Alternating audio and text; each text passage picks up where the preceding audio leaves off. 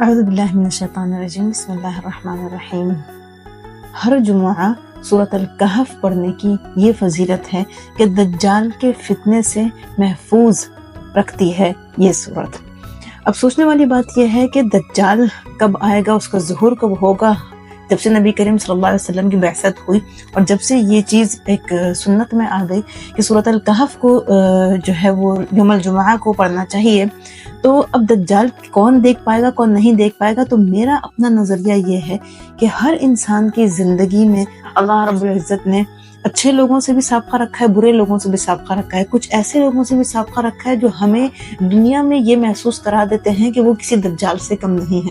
یہ میرا اپنا ماننا ہے کہ پھر ہر اس بلا سے، ہر اس غلط انسان سے آپ کی حفاظت ہوگی جو کہ آپ کے دین سے آپ کو دور کرے، یا پھر آپ اس کی صحبت سے یا اس کے آس پاس ہونے سے اپنے دین سے دور ہوں۔ میرا یہ خیال ہے کہ وہی صحیح دجال ہوتا ہے ہر انسان کی زندگی کا، جو کہ آپ کے لیے غلط ثابت ہو، برا ثابت ہو، سب سے بڑھ کے کہ جو آپ کو آپ کے دین سے، ہمارے دین سے دور کرے۔ تو سورۃ الکہف پڑھنے کا معمول بنائیے ہر جمعہ کو، اور پوری امت الاسلام کو اپنی خصوصی دعا میں یاد رکھیے۔ جزاکم اللہ خیر۔